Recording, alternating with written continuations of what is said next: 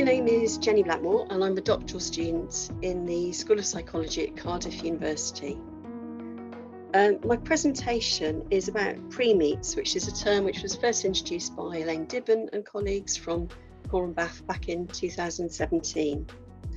It's an umbrella term which is used to describe meetings that take place between children and their prospective adopters before their match has been formally approved. I'm conscious that in Wales and beyond, these pre-meets are not normally referred to as pre-meets. They're normally referred to as sightings or chemistry meets, or sometimes, more recently, bump into meetings.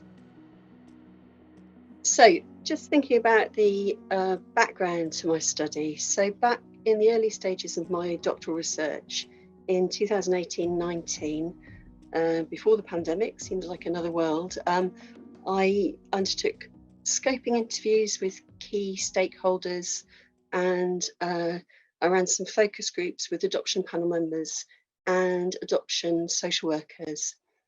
And at that point, I thought that my research was going to be about broader questions around matching children and their prospective adopters.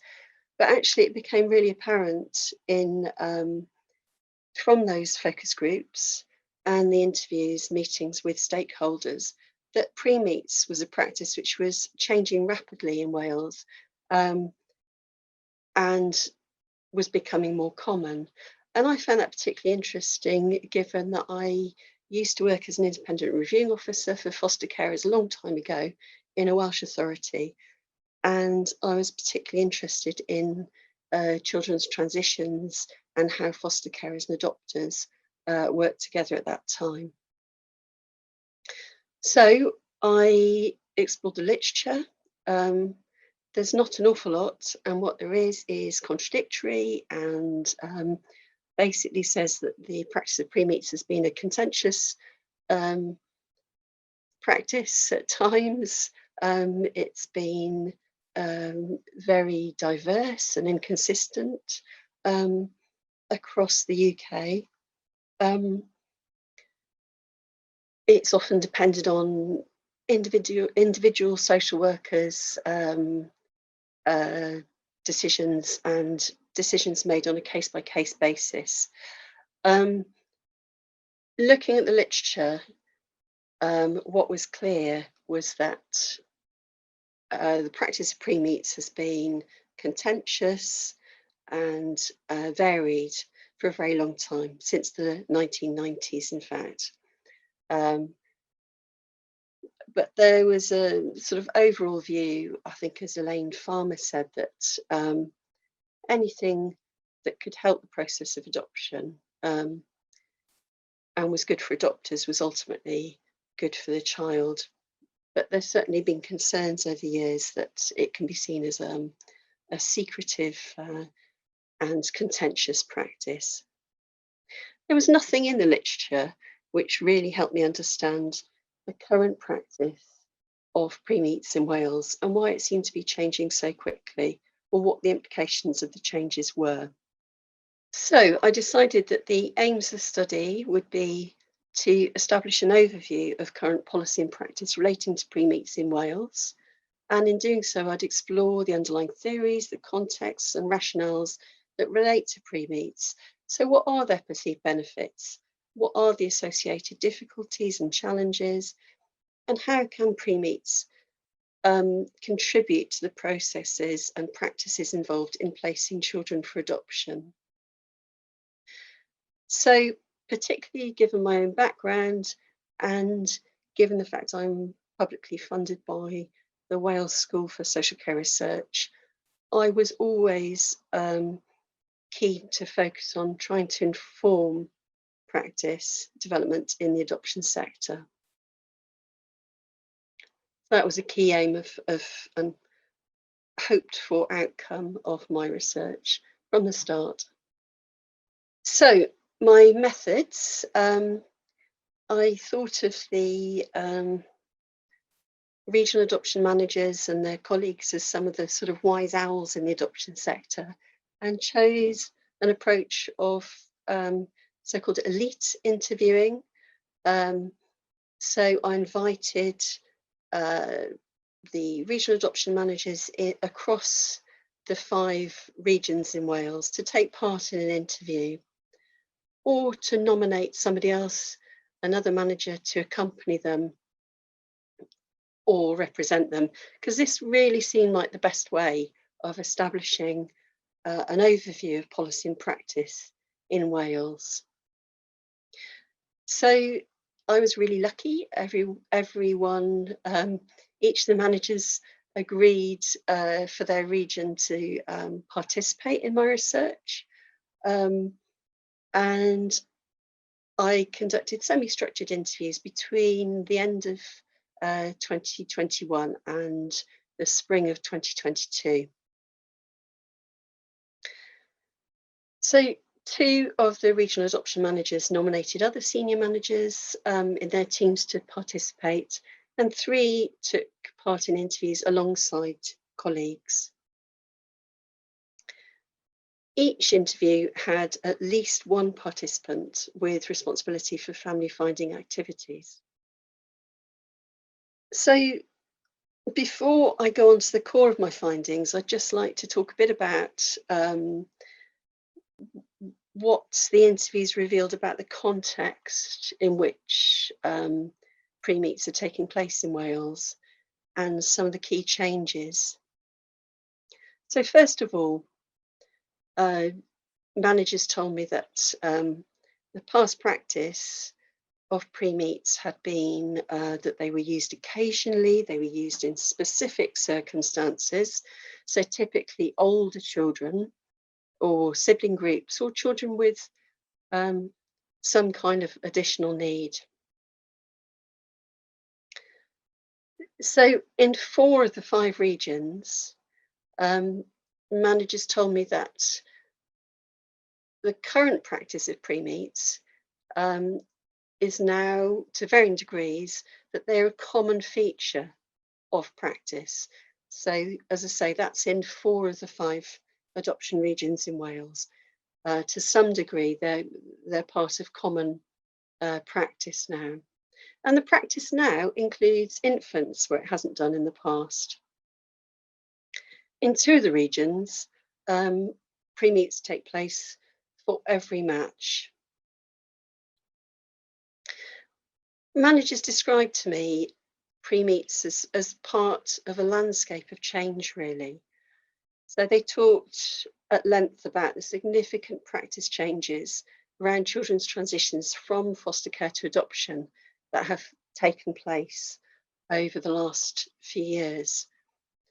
And in 2 regions, pre-meets have been developed specifically in relation to those other practice changes around children having more gradual transitions from foster care to adoption.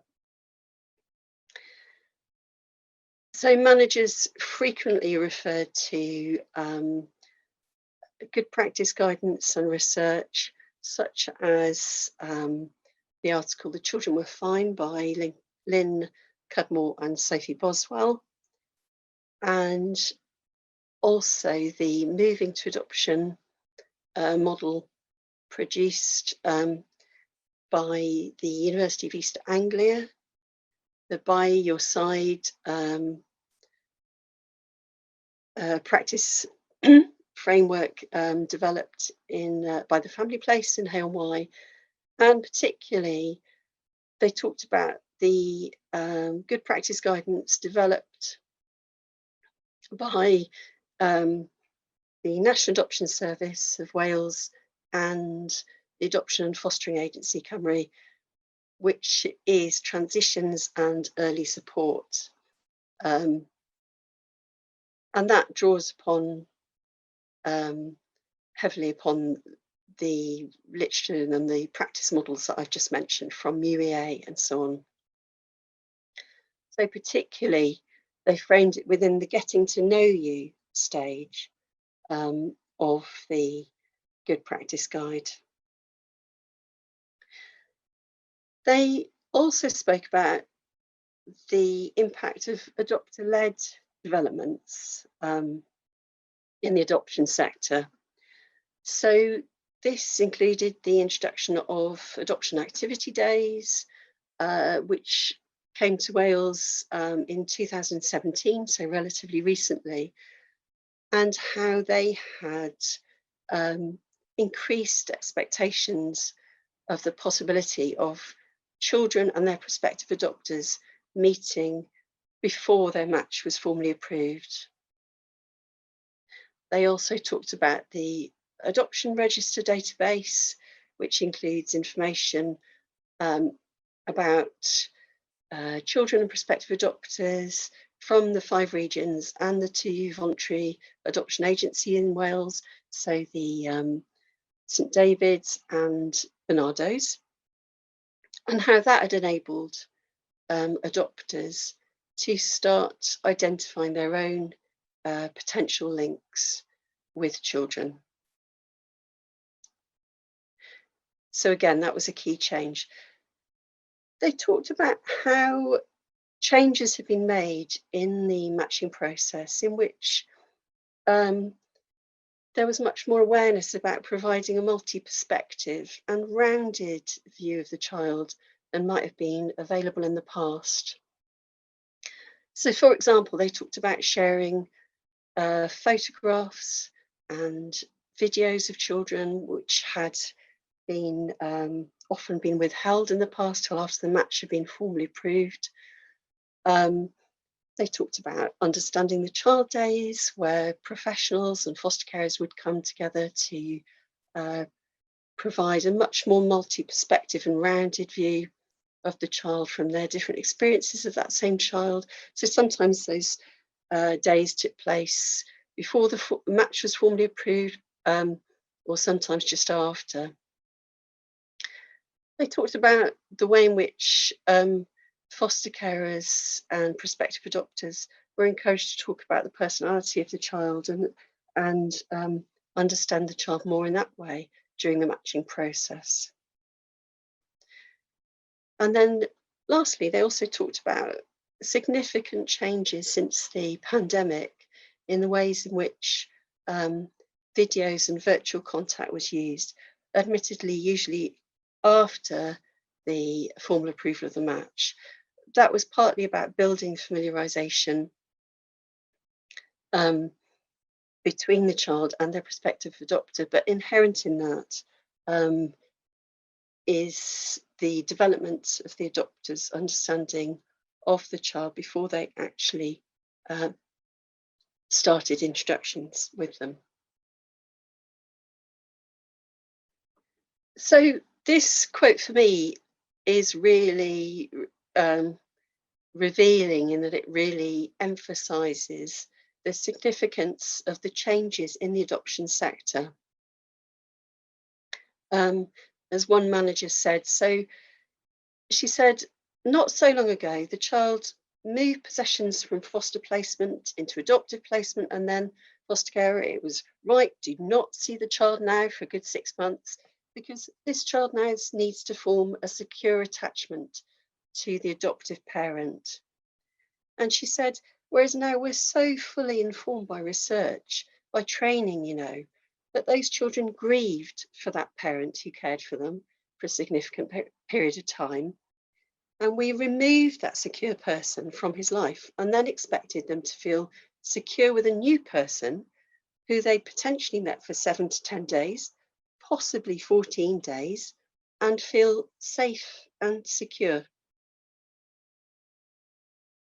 So this slide shows the variations in practice, some of the variations, I should say, across the 5 regions. So, first of all, the key rationale for holding a pre-meet differed between regions. So in 2 regions, as I've mentioned, they had developed pre-meets predominantly to promote the relationship and help develop the relationship between the child and the foster carer and the prospective adopter.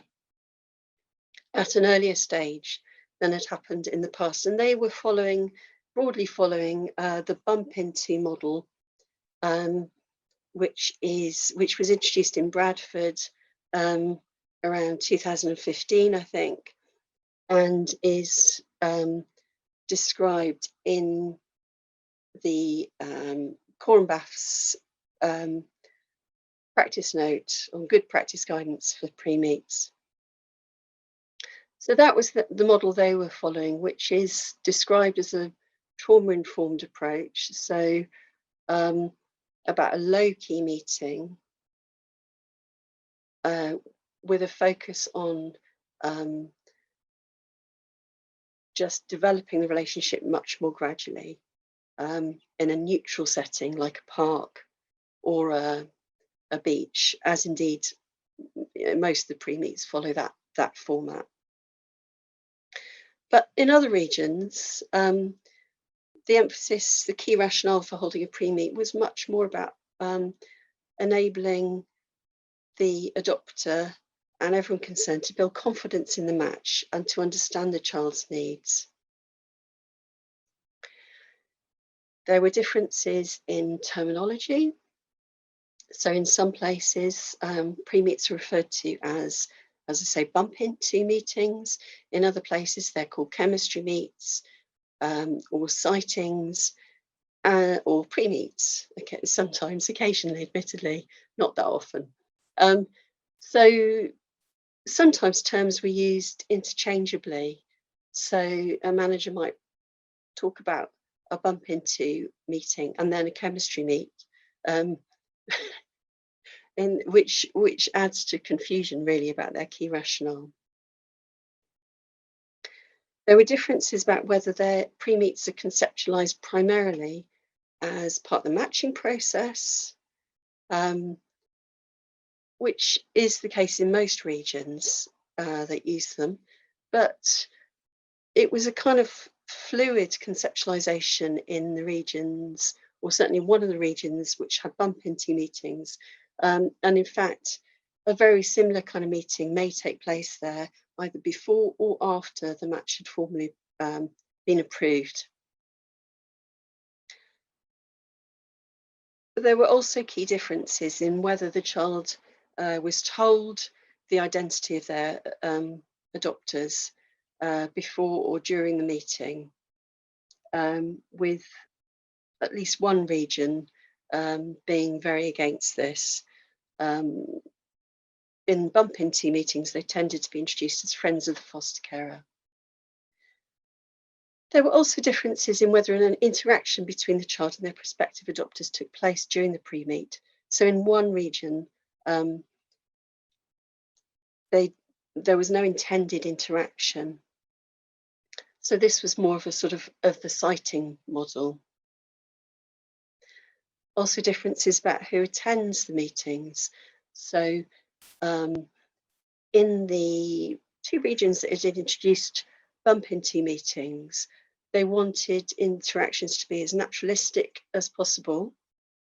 And so professionals didn't normally attend a pre-meet, although they'd be close by and on hand should they be needed for support.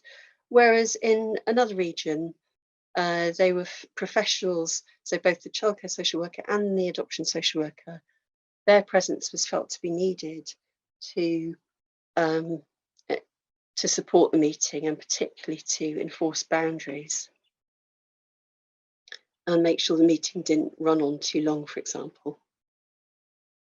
Just thinking about the benefits that the regional adoption managers reported to me about having pre-meets, as you'd expect, in the two regions which had introduced bump into meetings, the benefits were perceived to be focused on building relationships and connection in a low-key way. So a more naturalistic approach to building relationships without the pressure of the first day of introductions and meeting in the foster carer's home, and that anticipation and anxiety and everything that brings. So particularly for the child.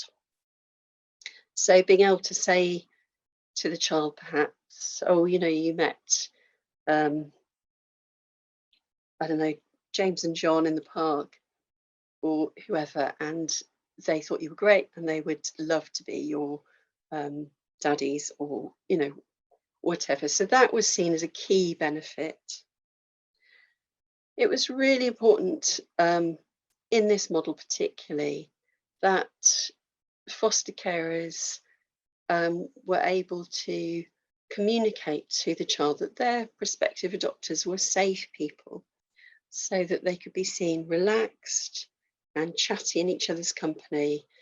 Um, and so, yeah, before the child was aware that they were going to be their prospective parents, that they could see that the prospective adopters were people who the foster carer trusted. But there was also something about supporting an adopter's earlier psychological adjustment to parenting this child. So one of the regional adoption managers said to me that she thought, seeing the child, I think it's much easier for people to imagine themselves living with that child, having that child in their life and parenting that child. So she really felt that the earlier that process could take place, that the prospective adopter could start to make that psychological adjustment to parenting that child, that was beneficial. So the second key area of benefits, which were described by regional adoption managers and their colleagues, were really about building confidence in a match in different ways. They were usually about consolidating an adopter's feelings about a match. So this may include ideas of testing the chemistry, although in at least one region, managers were really adamant that pre-meets were nothing to do with this notion of testing the chemistry. And in fact, they were an opportunity to talk, to manage the expectations really of the prospective adopter about their first meetings with the child and how they might feel, and about how they might feel when introductions would start, and about the fact that they wouldn't look at the child and think, fall in love with the child, or feel instantly this is my son or this is my daughter, but that they would build a relationship over time, and this would take time. But there was something for some managers about adopters just being able to see how a child looked at a toy, seeing how they slid down a slide, um, perhaps even experiencing what they smelt like, and just consolidating, as I say, that the match felt right for them. Sometimes pre-meets were about developing an adopter's understanding of a child and their needs. So this could be about a particular developmental or medical need, or it could just be about understanding the child's personality more. There was something about bringing the child alive, which was a phrase that came up several times. And as what one manager said, so for me, sightings should really just be about bringing that child alive. This is what they sound like when they laugh. This is what they look like when they run. That sort of thing. It was about building the confidence of professionals and foster carers in a match sometimes, and about creating an opportunity to raise concerns and to either resolve those concerns or to stop the match if need be, for the match to go wrong if it was going to go wrong anyway. So, difficulties and challenges that managers described as associated with pre-meets, and I'm starting mainly with the views of managers in the regions where they've recently implemented significant change around their practice. It really struck me that, particularly in these regions, managers were very reflective about their own um, practice and how that had changed, how their views about what should and shouldn't be done in adoption had changed um, significantly. So one manager said that they thought they'd been really anxious about pre-meets in the past because they thought they were associated with sort of checking out a child's aesthetic qualities, and she said, you know, that was really naive of me. It's about much more than that. But she'd felt uncomfortable about that, she recognised. Um, they talked about the new practice having been generally embraced by social workers and foster carers, and really pleasing adopters who were just very happy to be able to meet their child at an earlier stage than in the past. They did say that there was a minority of particularly long-standing foster carers and um, social workers, children's social workers, and maybe particularly adoption social workers who had been in practice for a very long time, and they really struggled with the change, um, which was a real challenge to their thinking. And in fact, the word anxiety peppered the interviews. So they talked about anxiety that was sometimes created by practice change, and specifically by children and their prospective adopters meeting before there was any certainty that the match would go ahead, in that it hadn't been formally approved at that stage. So in these regions, it seemed to me that managers had taken an approach of great empathy and creating a supportive culture of change, and they'd spent a lot of time doing that. So they talked about one-to-one conversations with foster carers and with um, adoption workers, really unpicking their concerns carefully and trying to reassure them, and listening to some very real concerns about the practice and whether it was right,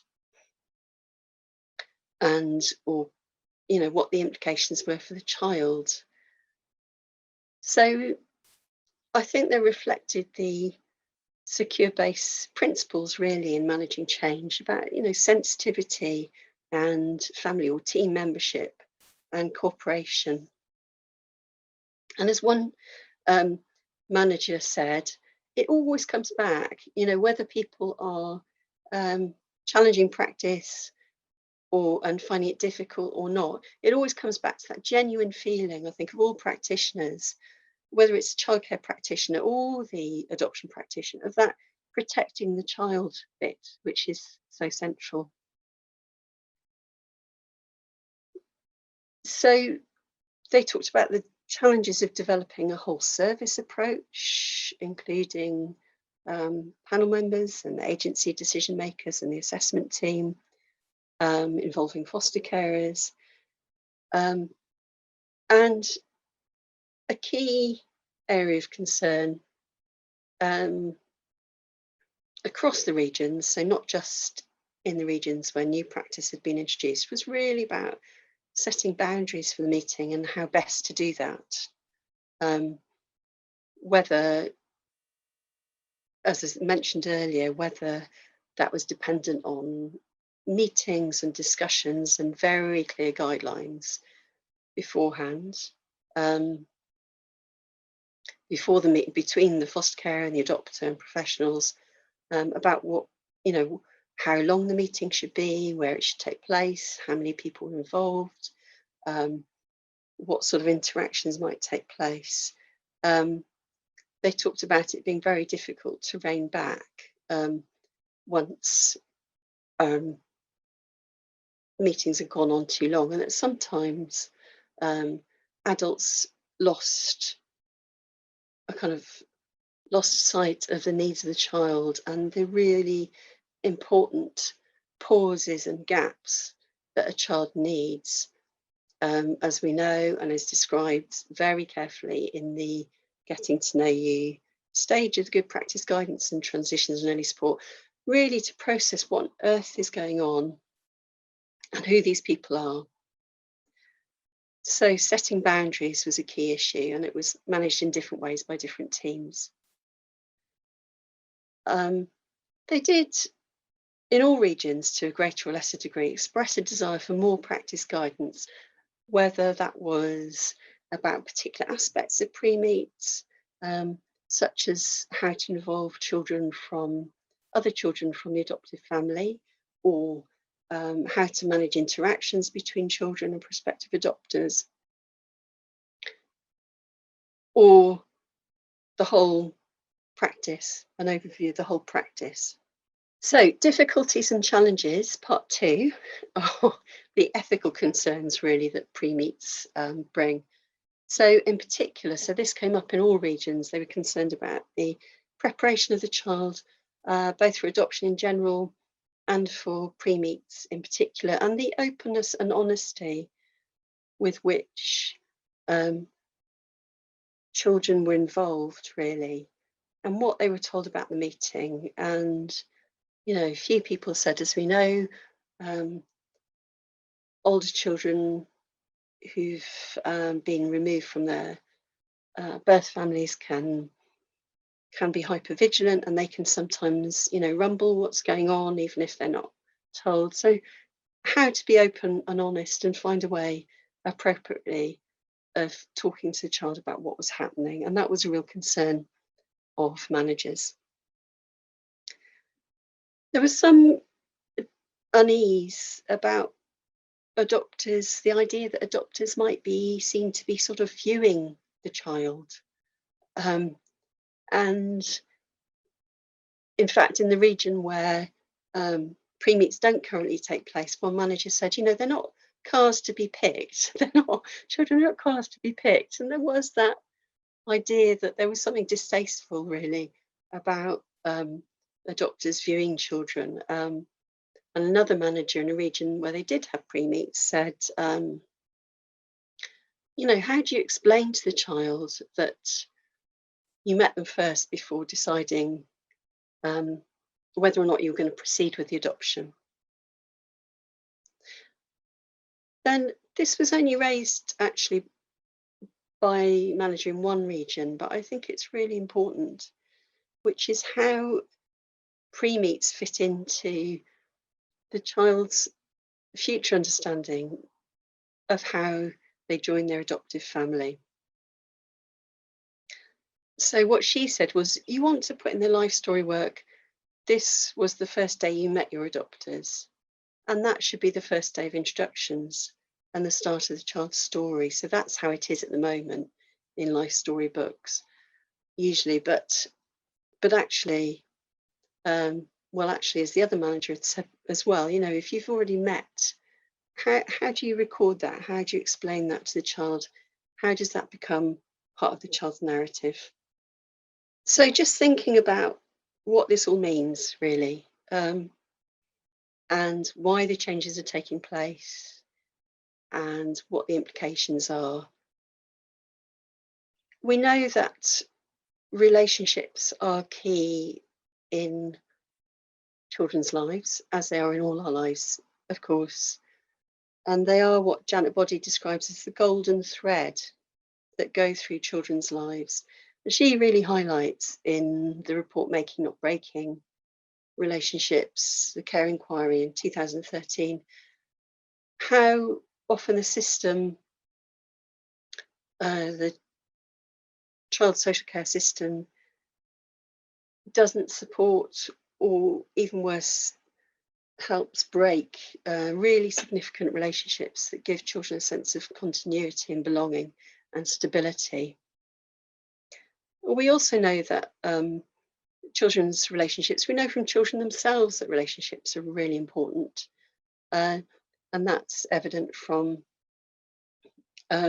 lots of research, but including Robert Morgan's report on adoption, children's views of adoption, which he published when he was the Children's Commissioner for England back in 2006. we need to have a paradigm shift from this idea of family finding to family building in adoption. And I think that's a key concern.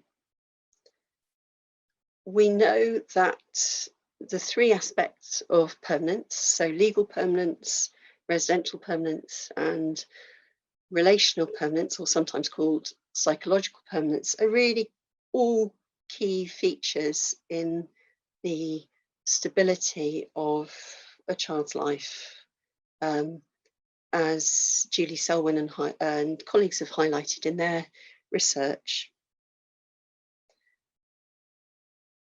So we know that psychological permanence or relational permanence is really central, particularly central in supporting a sense of connection, continuity, nurturance, security, trust and safety in relationships. And it seems that pre-meets can be part of the creation of a bridge that supports a child's psychological transition from living with their foster carer to living with their adoptive family, which Andrew Browning talks about in his paper about supporting children during transitions.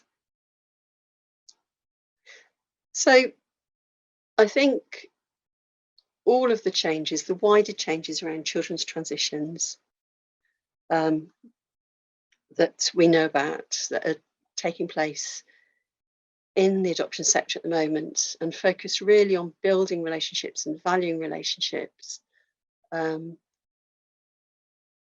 really central. And it's within that context that pre-meets are developing in at least with a kind of conscious link to those changes in at least 2 regions in Wales at the moment. But it's not the whole story. So I think we've seen that pre-meets are also about building confidence in a match. They're about helping develop an adopter's understanding of a child. So their needs, their personality, their physicality, in a way that is perhaps just very human. Meeting in person is an important part of, for most of us, of gradually getting to know each other. Although understanding a child's needs, it could be about a specific developmental need, but it could be just getting a better sense of them, really. And pre-meets are also about providing an opportunity, I think, for a match to go wrong at an earlier stage if it needs to. And this is what Julie Selwyn and colleagues describe as creating the opportunity to step off the conveyor belt and just pause. And I think that's part of it as well. So the development of pre-meets in Wales seems to be very much about building relationships and connection at an earlier stage than has happened in the past in children's matching and transitions. But it's not the whole story, and I think it would be disingenuous to say that even in regions where that's the primary rationale for developing pre-meets, that's the only reason. There are other factors at play as well. So just coming to the end now, I think this for me raises key questions. So what is the impact of having significant practice differences between the regions? Do these practice differences matter? What impact do they have on workers and foster carers, for example? How can all participants, including foster carers, adopters, adoption social workers, children's social workers, panel members, and agency decision makers, how can they all best be involved and included in any practice changes? Because everybody needs to be on board with any practice changes, that's for sure. So how can the challenges and ethical concerns which I've mentioned best be addressed? So, for example, how can a child best be prepared for and supported through a pre-meet? Questions of openness and honesty, I think they need to be addressed. How pre-meets recorded? How do they become part of a child's narrative about how they joined their adoptive family? And then a big question at the end, which is, would it be possible or even desirable for a national framework or guidance around pre-meets to be developed to help support practice? So my next steps are exploring the experiences of a small sample of adopters and foster carers in relation to pre-meets using a phenomenological approach. So it'll be just a small sample, but I'll be looking in depth at what difference pre-meets have make to them. And also exploring professionals and families' perceptions of the role of chemistry or otherwise in the matching process. And finally, a massive thank you to all the adoption managers who took part in the research, the other participants, including stakeholders and members of focus groups who helped shape the study in the early days, to Elaine Dibben and Sarah Coldrick, who also helped guide me in the early stages of the research, to my supervisory team, Professor Catherine Shelton, Dr. Kerith Waters and Dr. Gemma Burns, a huge thank you, and also to the Wales School for Social Care Research for funding it. And finally, thank you very much for listening.